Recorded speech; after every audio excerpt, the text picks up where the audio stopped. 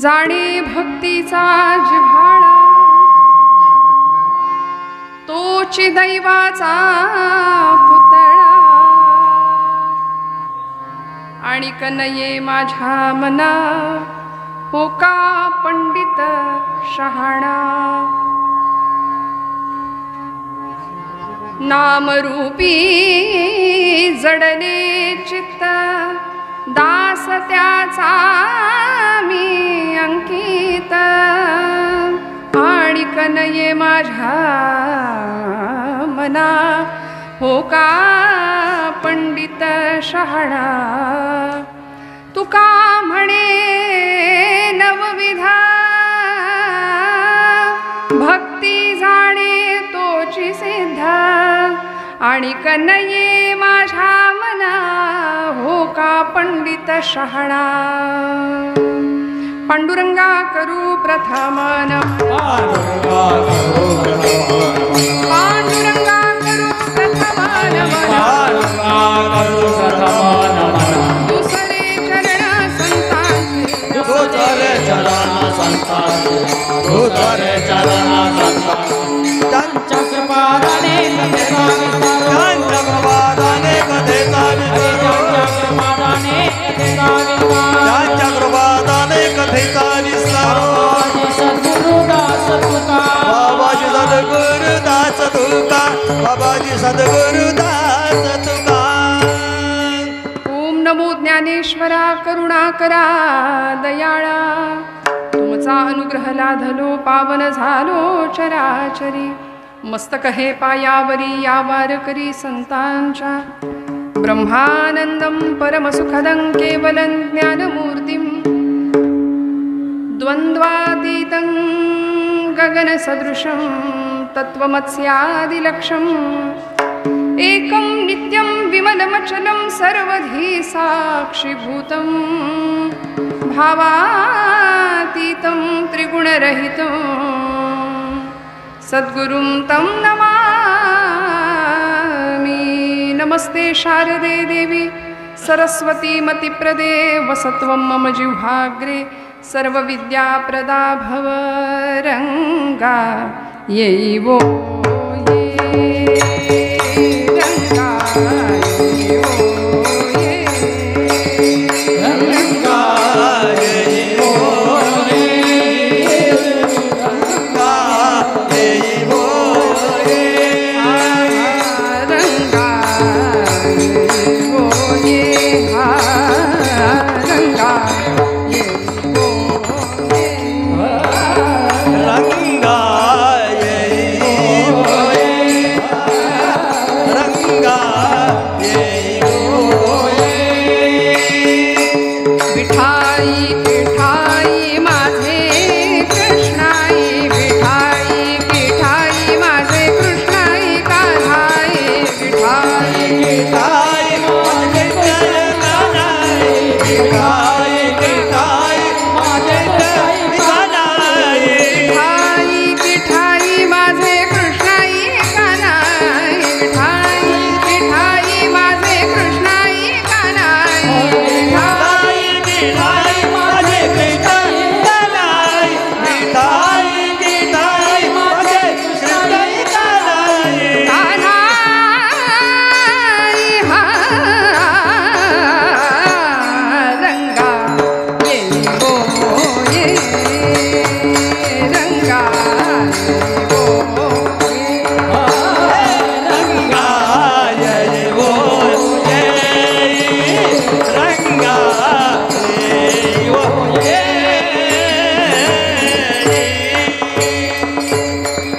विठाई किठाई माझे कृष्णाई कान्हाई,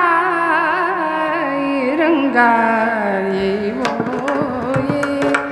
समचरण सरोजं सान्द्र नीलाम्बुदाभं, जघन निहित पाणिं मण्डनं मण्डनानां, तरुण तुलसी माला कंधरं कंजनेत्रं, सदय धवलहासं विठ्ठलं चिंतयामी. श्रोते तुम्ही महेशाची आमूर्ती, मी दुबळा अर्चितसे भक्ती, बोल बोल जरी गंगावती तरी स्वीकाराल की विठ्ठल विठ्ठल विठ्ठल विठ्ठल विठ्ठल विठ्ठल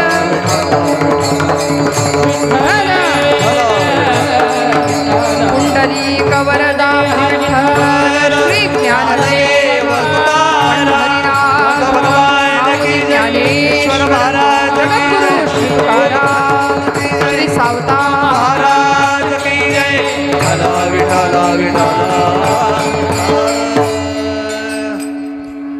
परमेश्वर स्वरूप ते बेस कमी करून टाका. उपस्थित सर्व श्रोतृवृंदांच्या हृदयस्थ परमात्म्याला अत्यंत श्रद्धापूर्वक भावाने नमस्कार करते, नतमस्तक होते. मालेगाव संगमेश्वर या भागामध्ये माझ्या परमभाग्याने आपल्या सगळ्यांच्या दर्शनाचा योग आज माझ्या वाट्याला आलाय.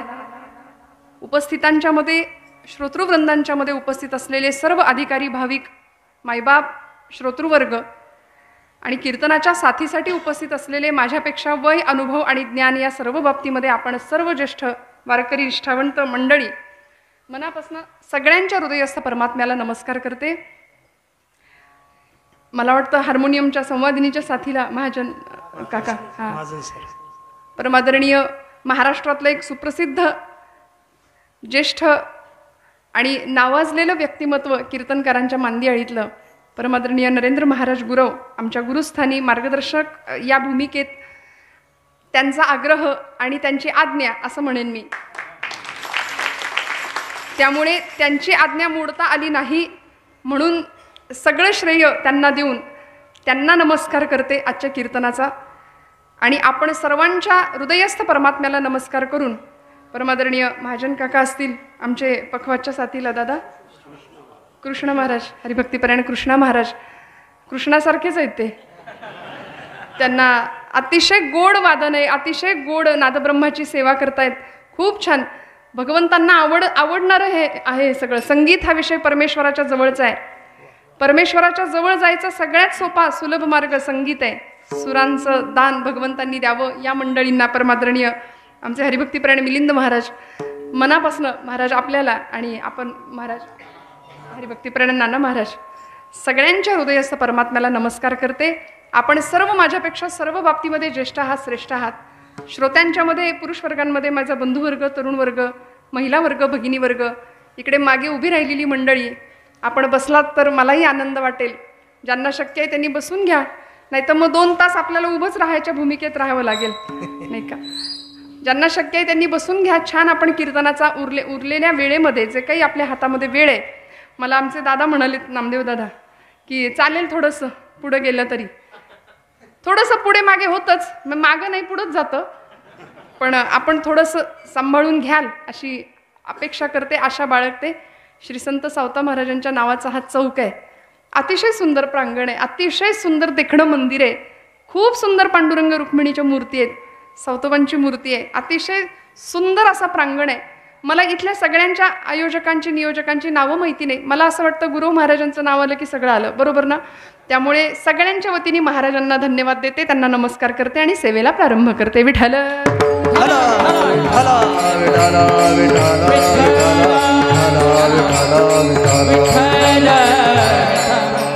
यांच्यासाठी सुरुवातीला टाळ्या वाजवा, म्हणजे शिट्टी परत वाजणार नाही. म्हणजे ते जबाबदारीने अजून शिट्टी कशी वाजणार नाही याची काळजी घेतील. विठ्ठल विठ्ठल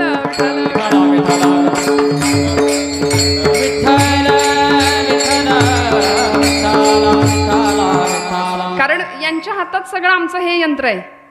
आम्ही किती ओरडलो तरी यांनी जितकं छान आम्हाला साथ देतील तेवढं 2 तास आमचं बरं चालेल. काका तुम्हालाही धन्यवाद. सर्व महिला वर्ग अतिशय उत्साहाने आज उपस्थित आहे. अखंड हरिनाम सप्ताहाचा आजची मला वाटतं 5म दिवसाची आजची 5व्या दिवशीची सेवा माझ्या परमभाग्याने आज वाट्याला आली आहे. आणि खूप जुना मोठा खूप परंपरेने चालत आलेला हा महोत्सव आहे. दरवर्षीप्रमाणे 81 वर्ष 81 महाराज पण मला मगाशी बोलले 80-81 वर्षाची परंपरा असलेला हा अखंड हरिनाम सप्ताह काय सोहळा असावा. आणि मालेगावासारख्या ठिकाणामध्ये आपण इतक्या सुंदर पद्धतीने एवढ्या वर्षांनी अव्याहतपणे चालू असलेला हा उत्सव अखंडपणे पुढे चालवत आहे. आपल्या नंतरची जी तरुण मंडळी या मंडळात असतील त्यांच्यासाठी विशेष धन्यवाद देते. कारण येथ वडील जे जे करीती तया नाम धर्म ठेविती तेची येर अनुष्ठिती सामान्य सकल.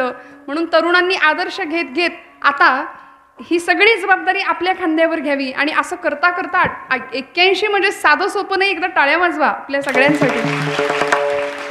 त्यामुळे एवढ्या वर्षांची अव्याहतपणे असलेली परंपरा टिकवून ठेवणं आणि आजच्या या वर्षीच्या सप्ताहामध्ये आपल्या सगळ्यांचं दर्शन मला घ्यायला मिळतंय हे माझं अहोभाग्य आहे. कीर्तनासाठी घेतलेला अभंग हा अतिशय सगळ्यांच्या परिचयाचा आहे, पाठांतरातला आहे, सगळ्यांना माहितीचा अभंग आहे. आजची कामिका एकादशीचा अत्यंत सुंदर असा पर्वकाळ आहे. एकादशीचा पर्वकाळ भगवंतांना आवडतो म्हणून आजच्या दिवशी उपवास करावा. उपवास म्हटलं की आपल्याला असं वाटतं भगर खायची, मजबूत रेटायचं सगळं दिवसभर, साबुदाणा भिजत घालायचा, महिला वर्ग आहे की नाही, चिप्स खायचे दिवसभर, जे काही असेल ते उपवासाचं खायचं म्हणजे आपल्याला वाटतं उपास. हे झालं सगळं की आपल्याला वाटलं झाली एकादशी. पण उपवास आपल्या सगळ्यांना माहिती आहे, मी नव्याने सांगते, यातला भाग नाही. उप म्हणजे जवळ आणि वास म्हणजे वस्ती करणं, परमेश्वराच्या सानिध्यात राहणं, त्याच्या नामचिंतनात राहणं, त्याच्या रूपाचं त्याच्या गुणांचं अखंड चिंतन करणं म्हणजे उपवास, भगवंतांच्या जवळ वस्ती करणं. पण आपल्याकडे म्हण आहे एकादशी, मग एरवी भरलेलं नसतं एवढं ताट. आमच्याकडे आज आम्हाला मिळालंय महाराजांच्या घरी, एरवी भरलेलं नसतं एवढं ताट आजच्या दिवशी. म्हणून तर पुस्तकं लिहावी लागली, उपासाचे 108 पदार्थ. पुण्यात मिळतं पुस्तक आमच्या, उपासाचे 108 पदार्थ. आणि पुण्यावरनं आली आहे, मग पुणेकरांचं कौतुक नको का करायला मला.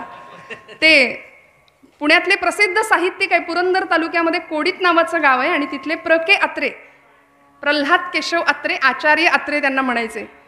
आज एकादशीचा दिवस आहे म्हणून त्यांनी उपासावरती एक छोटंसं विडंबन काव्य लिहिलं होतं. ते म्हणले, आम्हाला आमचा उपास म्हणजे काय बरं, भगर हा पदार्थ असा आहे की त्याच्या शेंगदाण्याची आमटी किती होता ती खपते, है की नाही, सगळं जाम एकदम कॉन्क्रीट होऊन जातं पोटात दिवसभर. ते फार सुंदर म्हणले, उपास मज लागला सखे ग बाई, उपास मज लागला. आमचा उपास असा नाही ना, उकडले बटाटे 6, मोजिल्या खारका 10, किस नुसता केला पहा सखे ग बाई, उपास मज लागला. हा उपास मज भोवला, जीव कासा विस झाला. तरी आता इथं सगळे चेहरे प्रसन्न आहेत, म्हणजे मला असं वाटतं सगळ्यांचे उपास आहेत. जीव कासा विस झाला, दिवसभर उपास आहे उपास आहे उपास आहे उपास आहे, असा चेहरा असतो की जणू काही खाल्लं नाही. मग शेवटी कमीच केलं वाटतं. जीव कासा विस झाला, दही भात मधुर चोपला सखे ग बाई, उपास मज लागला. शेवटी नाहीच जमलं. तर असा उपवास नसावा, भगवंताला प्रिय वाटेल, भगवंताला आवडेल अशी सेवा तुमच्या माध्यमातून, आमच्या माध्यमातून, आपल्या सगळ्यांच्या माध्यमातून देवाला प्रिय असणारी सेवा घडावी. याकरता संतांनी भक्तीचा सुंदर अर्थ आम्हाला समजावून सांगितला. त्यासाठीच आजच्या अभंगाचं प्रयोजन. अभंग आपल्याला माहिती नाही असं नाही, अभंग सगळ्यांच्या पाठांतरातला आहे. अतिशय गाथेतला प्रसिद्ध आणि बऱ्यापैकी सगळ्यांना माहीत असलेला अभंग आहे. संतश्रेष्ठ जगद्गुरु तुकोबारायांच्या वाणीतून साक्षात अक्षरब्रह्म प्रगट झालं आणि असे वैराग्य राग रसिक देहूचे सुप्रसिद्ध संत संतश्रेष्ठ जगद्गुरु तुकोबारायांचा आजचा हा 4 चरणांचा अभंग मी नेहमी म्हणते 2 चरण असणाऱ्यांसाठी दिलाय. विठ्ठल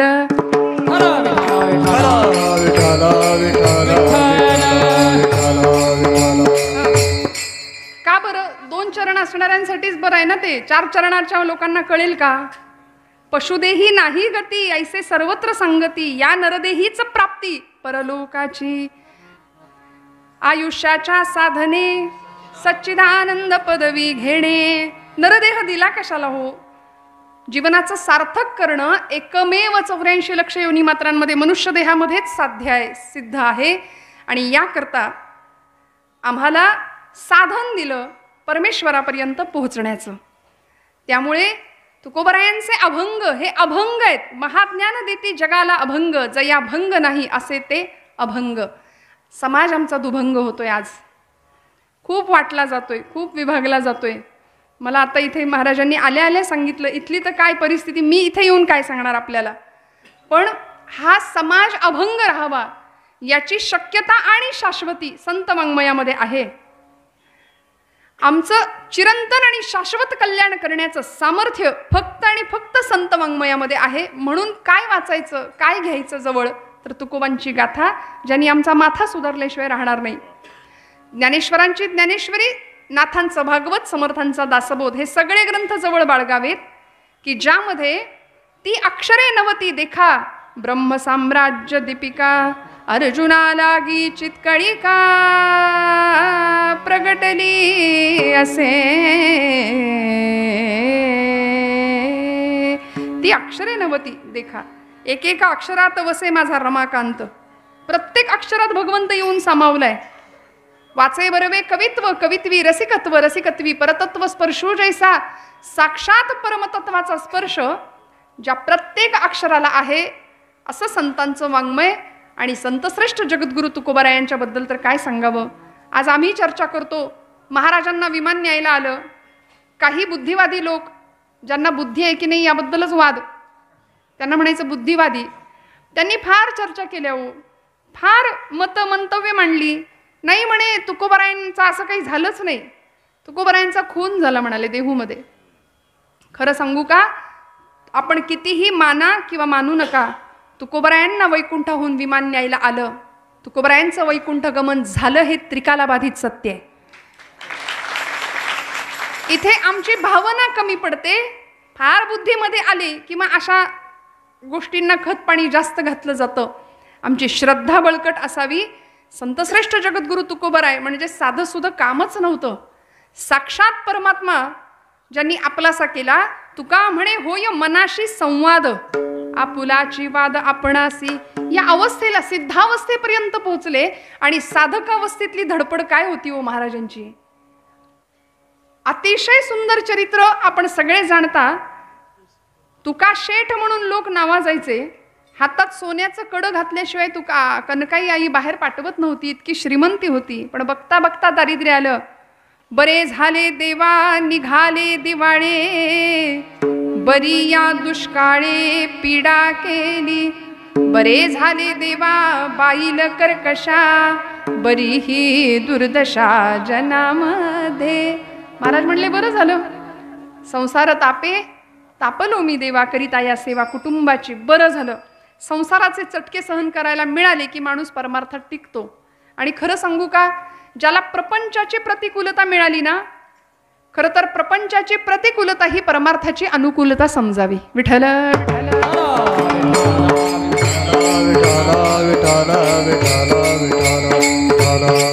सगळं छान असल्यानंतर आपण इकडे काय येऊ. सगळं छान आहे प्रपंचात, मग आपण देवाकडे काय येऊ. नाही येणार. सगळं छान आहे ना. बिघडलं की देव आठवतो आम्हाला. प्रपंचात बिघडलं की देव आठवतो. सुनेनं रडवलं की देव आठवतो, आहे की नाही. थोडंसं काहीतरी मतभेद झाले, काहीतरी खुसपट झालं प्रपंचामध्ये, काहीतरी मतभेद झाले की मग देव आठवतो. मग देवाला वाटतं संसार माझा सुखाचा कर रे देवा.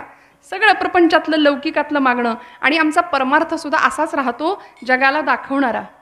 ब्रह्मचैतन्य गोंदवलेकर महाराज म्हणले, आपला परमार्थ आपल्या घरातल्यांना सुद्धा नाही कळला पाहिजे. किती सोपं सांगितलं की नाही. यापेक्षा अवघड नाही संत सांगत. संतांनी सोपंच अध्यात्म सांगितलं, अवघड आम्ही केलं. आम्हाला असं वाटतं आम्ही हसलो नाही तर आध्यात्मिक ठरणार नाही, म्हणून आम्ही हसायला सुद्धा तयार नाही. आम्ही असे गंभीर चेहरे करून बसतो. ते पांडुरंग शास्त्री आठवले, स्वाध्याय परिवाराचे प्रणेते. दादा म्हणायचे लोक त्यांना. त्यांना एकाने प्रश्न विचारला, म्हणले दादा ज्ञानी कुणाला म्हणायचो. दादा हसले आणि म्हणाले, ज्याचा चेहरा एरंडेल प्यायल्यासारखा आहे की नाही त्याला ज्ञानी ओळखायचं, तो ज्ञानी आहे असं म्हणायचं. आम्ही हसायला तयार नाही. फोटोग्राफर समोर आला तर तो म्हणतो स्माईल प्लीज, इतकी वाईट वेळ आली आमच्यावर, हसा आता, आहे की नाही. आणि हसायचं असे, आम्हीच आमचा फोटो काढायची वेळ आली, आम्हीच आम्हाला चांगलं म्हणायचं, असं नाही. आतमध्ये बघूया. अंतरीची ज्योती प्रकाशली दीप्ती, मुळीची जे होती आच्छादिली, तेथीचा आनंद ब्रह्मांडी न समाये, उपमेशिकाय देऊ सुखा. महाराजांचा गोड अभंग आहे. आतली ज्योत प्रज्वलित करायची असेल ना तर भक्तीचं साधन आम्हाला लागेल. आणि त्याकरता ज्ञानोबांपासून तुकोबारायांपर्यंत, निळोबारायांपर्यंत, त्यानंतरच्या अनेक अलीकडच्या संतांनी समाजाला भक्तीचं सुंदर तत्व साध्या सोप्या भाषेत समजावून सांगितलं. आपल्याला वाटतं माऊलींनी अवघड उपासना केली, निर्गुणाची उपासना केली, समाधीचा स्पर्श करून घेतला. पण खरं सांगू, या कारणे मी बोलेन, माऊलींनी प्रतिज्ञा केली. बोली अरूपाचे रूप दावीन, अतींद्रिय परिभोगवीन, इंद्रियांकरवी. या कारणे मी बोलेन, माऊली प्रतिज्ञा, आणि क्रांतिकारक प्रतिज्ञा ही ज्ञानोबांची. अत्यंत अवघड असलेला परमार्थ, अत्यंत इंद्रियांना सुद्धा अगम्य असलेला भगवंत आम्हाला माऊलींनी असा समोर आणून ठेवला. अतींद्रिय परिभोगवीन, इंद्रियांकरवी म्हणाले. या इंद्रियांना त्या अतींद्रियाचा भोग घडवून आणीन. अगोचर असलेला परमात्मा गोचर स्वरूपात तुमच्या समोर उभा ठाकेल. कधी? हरिमुखे म्हणा, हरिमुखे म्हणा. पुण्याची गणना कोण करी, पुण्याची गणना कोण करी, पुण्याची गणना कोण करी. किती सोपं आहे. हरिमुखे म्हणा. हरी एवढं क्वालिफिकेशन बस आहे म्हणले भगवंताच्या जवळ जायला. काही अवघड नाही. न लगती सायास जावे वनांतरा, सुखे येतो घरात. अवघड आम्ही करून ठेवलं, संतांनी आम्हाला सोपंच दिलंय. कारण आईचं हृदय आहे. आई लेकराला सोपंच शिकवते. आईची भाषा लेकराला कळत नाही असं कधीच होत नाही. आमची अडचण अशी आहे की आम्ही लेकरू व्हायला तयार नाही. विठ्ठल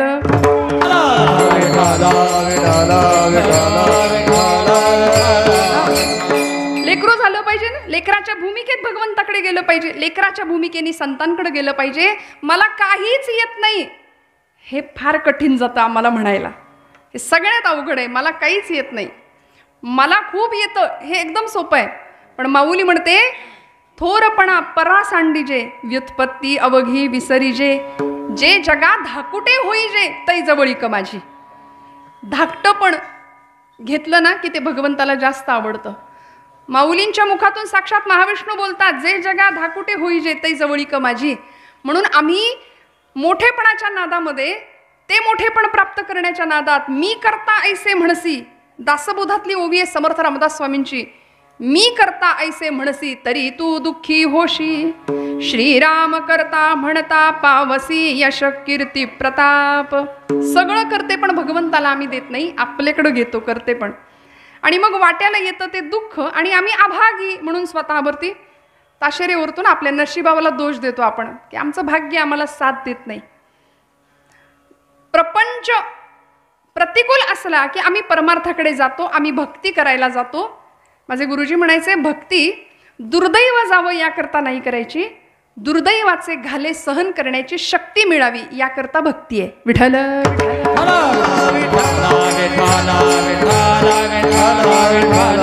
ज्या भूमीत आपण जन्माला आलोय ना, ती भूमी इतकी विलक्षण आहे. ही संतांची आहे, वीरांची आहे. महाराष्ट्र भूमी, भरतवर्ष, भारतवर्ष म्हटलंय. आर्य सनातन वैदिक परंपरा आहे आपली, सनातन परंपरा आहे. आणि या परंपरेचे आम्ही पायिक आहोत. किती भाग्य आहे आपलं. संतांनी इथं सद्विचारांचं सिंचन केलंय. इथल्या इंद्रायणीला आपण गेलो तर फार सुंदर कवी म्हणतात, इंद्रायणीचे पाणी नाही केव्हाच आटले, आणि ज्ञानोबाच्या आळंदीत पाय भिंतीला फुटले, पाय भिंतीला फुटले. आपण सावतोबांच्या समोर बसलोय ना. सावत्याचा शेतमळा भोळ्या भक्तीने फुलला, सावत्याचा शेतमळा भोळ्या भक्तीने फुलला. जनाबाईच्या जात्याला हो, जनाबाईच्या जात्याला हात विठ्ठलाने दिला, हात विठ्ठलाने दिला. समतेची देशगाणी येथे पाखरे गातात, समतेची देशगाणी येथे पाखरे गातात. मंदिर मशिदीमध्ये हो त्यांच्या मैफिली होतात, त्यांच्या मैफिली होतात. दरीखोरीचे मावळे होते शूरतेचे चेले, दरीखोरीचे मावळे होते शूरतेचे चेले. हात तुटताच रणांगणी ढाल बनायचे शेले, ढाल बनायचे शेले. हे या भूमीचं सामर्थ्य आहे. इथे ज्ञानोबा तुकोबांच्या विचारांचं सिंचन झालं. 12व्या शतकामध्ये माऊलींनी विषप्राशन केलं जननिंदेचं, अपमानाचं, अवहेलनेचं, आणि अमृताची चूळ भरली हो आमच्या इथे. आणि आज त्या ब्रह्मविद्येचा सुकाळ झाला. ये मराठीची नगरी ब्रह्मविद्येचा सुकाळ करी. अशा या नगरीमध्ये, अशा या प्राकृत, या प्राचीन अशा परंपरेमध्ये आपण आहोत. त्यामुळे संतांचे ऋण आमच्यावर आहेत, कारण त्यांना जो आनंद मिळाला ना, तो आनंद त्यांनी आपल्याला देण्याचा पुरेपूर प्रयत्न केला. तुमचं माझं कल्याण व्हावं असं जगात कुणालाच वाटत नाही. आपल्या शेजारच्यांना वाटतं का? नाही. आपल्याला वाटतं का? हो म्हणा. आता आपल्याला वाटतं ना सगळ्यांचं कल्याण व्हावं, शेजारच्याचं सुद्धा, है की नाही? वाटलं पाहिजे खरं. पण संत असे आहेत की दंडवत घालून जगाच्या कल्याणाची कामना करतायत. सकलांच्या पाया माझे दंडवत, सकलांच्या पाया माझे दंडवत, सकलांच्या पाया माझे दंडवत, सकलांच्या पाया माझे दंडवत. आपुदाने चित्त शुद्ध करा, आपुदाने चित्त शुद्ध करा, सकलांच्या पाया माझे दंडवत, सकलांच्या पाया माझे दंडवत. आपुलाने चित्त शुद्ध करा, आपुलाने चित्त शुद्ध करा, सकलांच्या पाया माझे दंडवत, सकलांच्या पाया माझे दंडवत.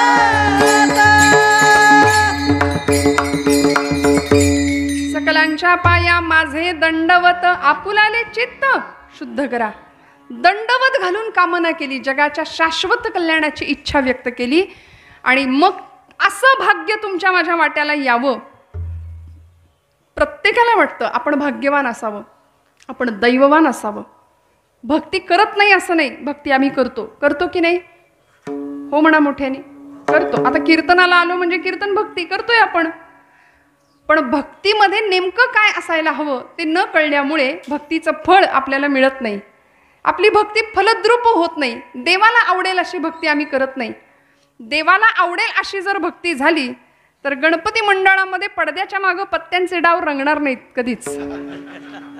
देवाला आवडणारी भक्ती जर आम्ही करू तर गणपतीच्या मिरवणुकीमध्ये डीजे कधीच लागणार नाही, है की नाही?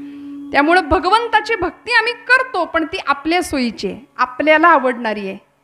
नाथबाबा म्हणाले, आवडीने भावे हरिनाम घेसी. आवडीनं करायचंय तर तुझी चिंता त्यासी सर्व आहे. नको खेद करू कोणत्या गोष्टीचा, पती लक्ष्मीचा जाणतसे. तो सर्व विश्वाचा जाणकार आहे, सर्वज्ञ. त्यांनी त्याचं स्वरूप वर्णन सांगितलंय. माऊली म्हणतात, जाणे कसा आहे भगवंत? अजमी अजर. थोडंसं ऐकू द्या. अक्षमी अक्षर, अपूर्वमी अपार, स्वानंदमी. जाणे अजमी अजर. जाणे अज, मी अजन्म आहे, मला जन्मच नाही. हे कोण म्हणतंय? साक्षात महाविष्णू माऊलींच्या मुखातनं. परब्रह्म आहे, निर्गुण होतं, निराकार होतं, आकार नव्हता, ते आकाराला आलं. कुणासाठी? तुमच्या माझ्या करता, भक्तांच्या करता आला. थोर प्रेमाचा भुकेला, तुमच्या माझ्या प्रेमाकरता, भक्तांच्या प्रेमाकरता तो आला. सगुण होऊन आला, अनेक लीला केल्या, गर्भवास सहन केले, प्रत्येक अवतार त्यांनी घेतला. अक्षमी अक्षर, अपूर्वमी अपार, स्वानंदमी. भागवतकारांनी त्याचं स्वरूप वर्णन सांगितलंय. सच्चिदानंद रूपाय विश्वोत्पत्त्यादि हेतवे तापत्रय विनाशाय गोविंदा श्रीकृष्णाय वयं नुमः. सच्चिदानंद रूपाय असं त्याचं रूप आहे, त्याचं स्वरूप आहे, सामर्थ्य आहे. त्यामुळे या रूपाला जाणण्याकरता आम्ही जी भक्ती करतो ती भक्ती कामाची नाहीये. आम्ही भक्ती करणं वेगळं आणि भक्तीचं स्वरूप जाणून ती भक्ती करणं वेगळं. म्हणून भक्ती नेमकी काय आहे हे संतांना आम्हाला सांगावं लागलं. जगामध्ये सगळ्यात भाग्यवान कोण आहे या प्रश्नाचं उत्तर आम्ही शोधत असताना 4 माणसं अशी बसलेली. बरं, आपला संवाद चालतो बघा आता कट्ट्यावर, पारापारावर. पारावर चर्चा चालतात, या देशात क्रांती झाली पाहिजे आणि हातात पत्ते असतात. अशा पारावरच्या गप्पा आमच्या. अजून काय काय असतात आता ते मी नाही सांगत, आमच्या मर्यादा आहेत गादीच्या. पण गप्पा रंगल्या 4 माणसांच्या आणि एकाने प्रश्न उपस्थित केला की अरे गड्या, कुणाला म्हणायचं दैववान, कुणाला म्हणायचं भाग्यवान? या जगात खरं भाग्य कुणाला मिळेल? कोण भाग्यवान आहे? आपलं काय म्हणणं आहे? कोण भाग्यवान आहे? आहे की नाही? एकाने उत्तर दिलं, म्हणाला एवढं साधं कळत नाही का तुला? 84 लक्ष योनी मात्रांमधून नरदेह ज्याला मिळाला तो खरा भाग्यवान. बरं, असा देह मिळालाय. पुढचा म्हणाला अरे नुसता देह मिळून उपयोग नाही, ज्यांनी त्या देहाची किंमत राखली. शरीरम माध्यम खलु धर्म साधनम, शरीर हे धर्माचं साधन आहे असं समजून ज्यांनी आपला देह प्रचंड बलदंड बनवला, बलभीमाची उपासना केली, आरोग्य संपन्न ज्यांनी देह बनवला, उत्तम प्रकारे निरोगी आणि निर्व्यसनी शरीर ज्यांनी राखलं तो भाग्यवान आहे. कारण सगळ्यात मोठी श्रीमंती, बाकीकडे सगळं एका बाजूला राहू द्या, कोरोनाच्या काळात आपल्याला कळलं आरोग्य नावाची श्रीमंती सगळ्यात मोठी आहे, त्यापुढे काहीच नाही. मग ज्यांनी उत्तम शरीर संपदा राखली तो खरा भाग्यवान आहे. पुढचा म्हणाला नाही रे गड्या, पटत नाही. अगदी 12 रेड्यांचं बळ अंगात आहे, खाऊन पिऊन चांगला देह पोसला, पण वरचा मजला जर रिकामा असेल तर उपयोग आहे का? मग भाग्यवान कोण? तिसरा उत्तर देतोय, म्हणाले ज्याच्याजवळ विद्या आहे, ज्याच्याजवळ अक्कल हुशारी आहे, ज्याच्याजवळ ज्ञान आहे तो खरा भाग्यवान आहे. इथपर्यंत आले बरं का. भाग्यवान कोण या प्रश्नाचं उत्तर इथपर्यंत आलं. पुढचा म्हणाला नाही पटत. नरदेह मिळाला, तो चांगला खाऊन पिऊन पोसला, बलदंड बनवला, विद्या मिळवली, ज्ञान मिळालं. नही ज्ञानेन सदृशम पवित्रम इह विद्यते, भगवान गोपालकृष्ण गीतेत म्हणतात की जगामध्ये विद्येशिवाय, विद्या म्हणजे आपल्यात बसलेली कुणी असेल तर नाही, ज्ञान विद्या आहे की नाही. मग या विद्येशिवाय जगात पवित्र काहीच नाही भगवंत म्हणतायत. मग या पलीकडे जाऊन पुढचा गृहस्थ म्हणतोय नाही रे गड्या, नरदेह मिळाला, तो देह बलदंड बनवला, विद्या मिळवली, एवढं सगळं असून ज्याच्याकडे पैसा नाही त्याला काही किंमत नाही जगात. रुपया भोवती फिरते दुनिया, जगाचा नियम आहे म्हणाले, जोवरी पैसा तोवरी बैसा, अशा म्हणी आहेत आमच्या जुन्या. मग ज्याच्याकडे पैसा आहे तो खरा भाग्यवान आहे. हे मी नाही म्हणत, तो चर्चा चालली आहे बरं का. आणि गृहस्थ एक आपलं म्हणणं मांडतोय. नीतिशतक नावाचा एक ग्रंथ लिहिला भर्तृहरींनी, फार सुंदर वर्णन केलं. ते म्हणाले यस्यास्ति वित्तं स नरः कुलीन सश्रुतवान सगुणज्ञा सपंडिताः स एव वक्ता स च दर्शनीयः सर्वे गुणः काञ्चनम् आश्रयन्ते. विठ्ठल विठ्ठल विठ्ठल विठ्ठल विठ्ठल विठ्ठल. यस्यास्ति वित्तं स नरः कुलीन. वित्त म्हणजे काय? पैसा. ज्याच्याकडे पैसा आहे ना तो गृहस्थ आपलं म्हणणं सांगतोय. भर्तृहरींचा श्लोक मी आधाराला घेतलाय. ते म्हणले ज्याच्याकडे पैसा आहे तो खरा भाग्यवान. तो काय काय ठरतो? यस्यास्ति वित्तं स नरः कुलीन, तो कुलवान ठरतो, शीलवान ठरतो. सश्रुतवान, सगुणज्ञ, सपंडितः, सभेत बसला काही येत नाही तरी चालेल पण पैसे असतील तर तो पंडित ठरतो. सच दर्शनीय सर्वे गुण कांचनम आश्रयन्ते, सगळे गुण त्याच्या आश्रयाला येतात म्हणाले. समजा एखाद्या संस्थेचा उद्घाटन प्रसंग आहे, भाषण चालू आहे, सगळे मान्यवर मंडळी जमलेत, वक्त्यांनी 2 तास असं भाषण सुंदर केलं आणि आता ज्यांना बोलावलं होतं, धनाढ्य व्यक्ती होती परिसरातली, त्यांना बोलावलं, अध्यक्षीय भाषण करायला उभे राहिले. फार काही वक्तृत्व कला अवगत नव्हती पण म्हणाले आत्ताच अमुक अमुक अमुक यांनी सगळं सांगितलंय, त्यामुळे अजून काही सांगावं असं उरलेलं नाही. म्हणले जाता जाता मी असं घोषित करतो, या संस्थेला माझ्यातर्फे 10 लाख रुपयांची देणगी जाहीर. संपलं ना, सगळा बोळा फिरला आधीच्या भाषणावर. एवढं एक वाक्य उच्चारलं, टाळ्यांचा कडकडाट. दुसऱ्या दिवशी पेपरला पहिल्या पानावर यांचाच फोटो. मला सांगा तो फोटो त्या माणसाचा होता की त्या 10 लाख रुपयांचा होता? मग तो गृहस्थ आपलं म्हणणं सांगतो, अरे बाबा पैसा पाहिजे, ज्याच्याकडे पैसा आहे तो खरा भाग्यवान. धनवंताला सर्व मान्यता आहे जगी, सर्व मान्यता आहे जगी, सर्व मान्यता आहे जगी. धनवंताला सर्व मान्यता आहे जगी, सर्व मान्यता आहे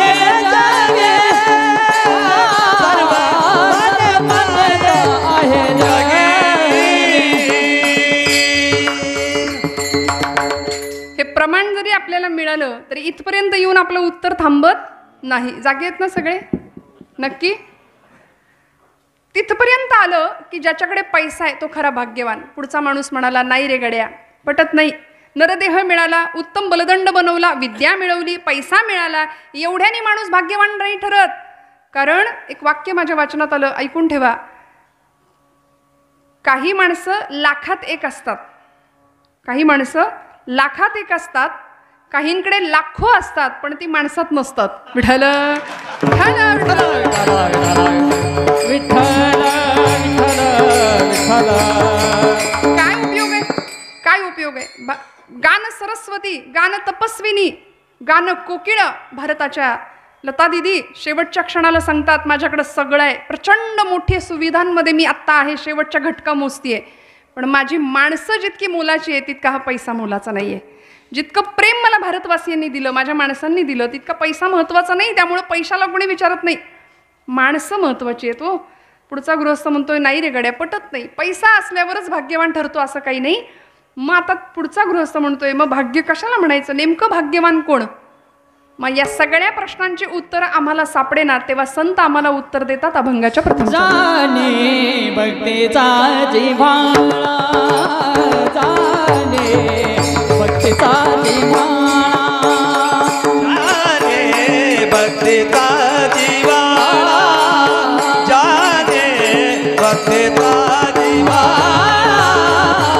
जाणे भक्तीचा जिव्हाळा, जाणे भक्तीचा जिव्हाळा, जाने भक्तीचा जिव्हाळा, जाने भक्तीचा जिव्हाळा. तोच दैवाचा पुतळा, तोच दैवाचा पुतळा, अनेक नये माझे मना, अनेक नये माझे मना. तोच दैवाचा पुतळा, तोच दैवाचा पुतळा, अनिक रोहे माझे मना, अनिक रोहे माझे मला.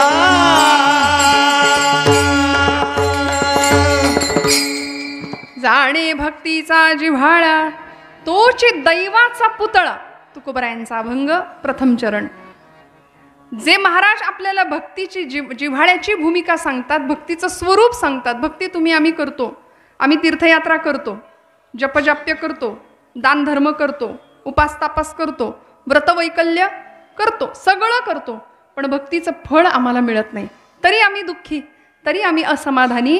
याचं कारण ज्यांनी भक्ती जाणली आहे तो भाग्यवान ठरेल, तो दैवाचा पुतळा ठरेल. जाणे भक्तीचा जिव्हाळा. आम्ही भक्ती जाणून करत नाही, आम्ही भक्ती जाणीवपूर्वक करत नाही.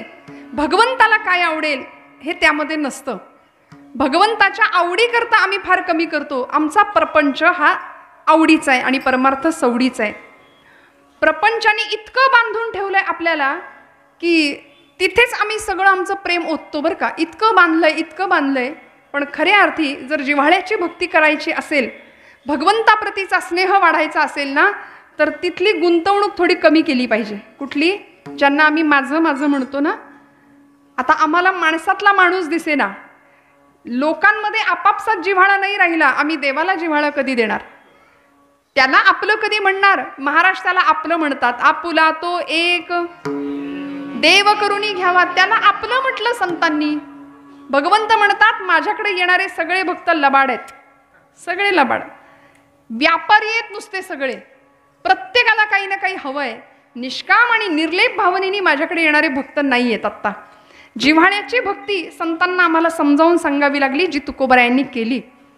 किती जिव्हाळा होता, किती अंतःकरणामध्ये प्रेम होतं पांडुरंगाविषयी, की असे रस्त्याने निघाले तर लोकांनी वेडं ठरवावं, पांडुरंगाशी संवाद करावा माझ्या तुकोबरायांनी. देवा परमात्म्या, लोक मला म्हणतात की मला तुझं वेड लागलंय. खरं का रे? मला तुझं वेड लागलंय का? हो लागलं. साग मदनी सानी द मग सा. काय अवस्था झाली. तुका म्हणे आता, तुका म्हणे आता, तुका म्हणे आता, तुका म्हणे आता, तुका म्हणे आता, तुका म्हणे आता, तुका म्हणे आता, तुका म्हणे आता.